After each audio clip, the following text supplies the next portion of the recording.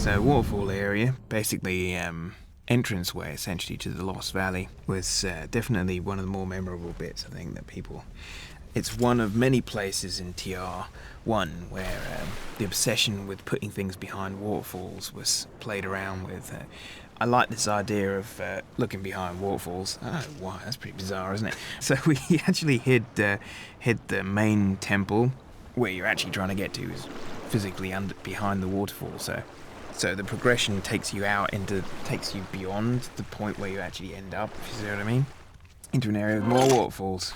That's right. With secrets behind them too, actually. That's the way. That's exactly the way, right? Yes. Yeah, it was really interesting when we went back and remade this area. We built it really close to the original scale of the room in Tomb Raider 1 the first time, and everybody that played it thought that the waterfall was too small.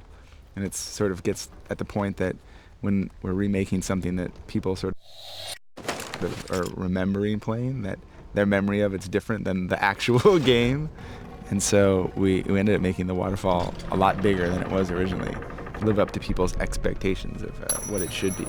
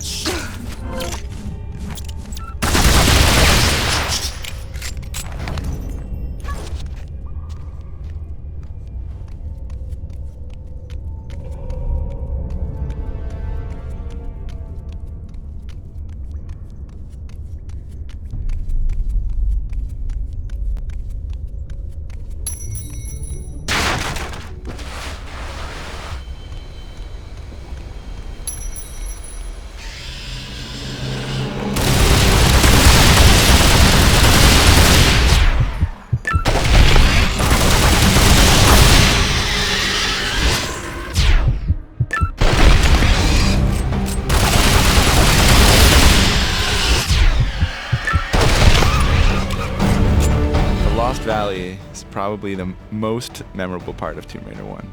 And it's really funny because listening to people talk about it, a lot of people remember it being in a cave. And that was because you had really bad draw distance and it just sort of went out to black fog. Well, pretty much we only had one fog color, which was black. So we couldn't actually, even though we wanted to have sort of an open top, we couldn't really do it. I think actually it's black at the top, so it's as if it was nighttime or something, I suppose, but it was supposed to be an outside area. And now it really is. Yeah, but it looks quite a lot better.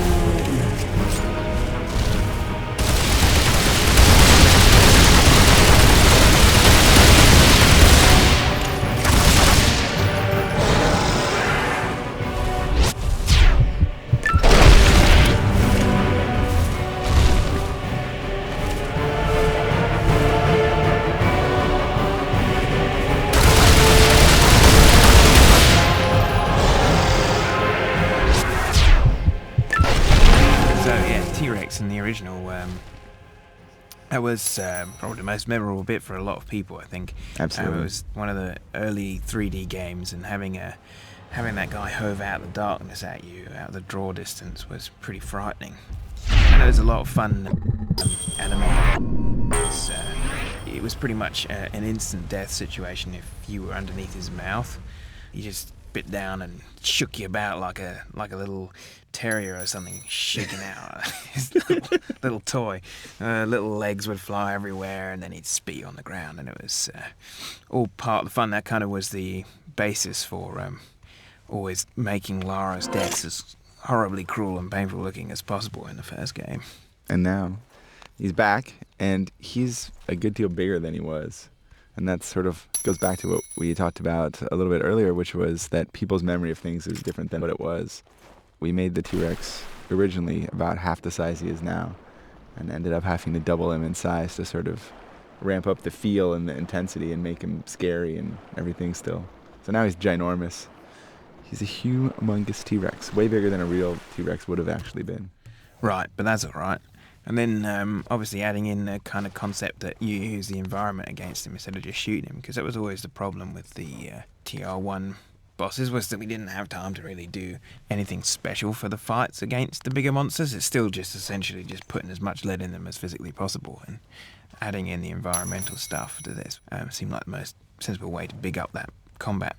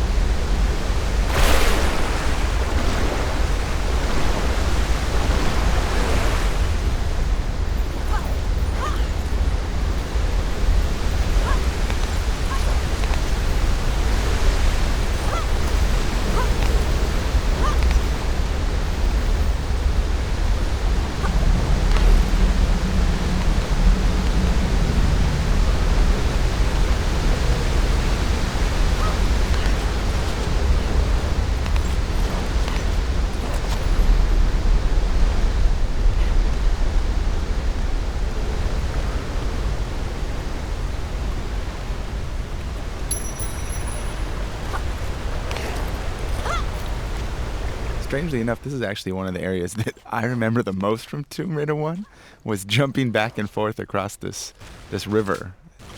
It was wanting to ramp sort of the because we didn't have nice save systems. Pretty much, if you died, you're going to be playing at least almost half a level, right, to get back to where you were. So jumping across the waterfall was just a way to sort of be kinder with the reset. So if you fell down the hole, basically it just dropped you into the waterfall. It was kind of like a little white water rafting ride, and sort of spectacular, and that was it.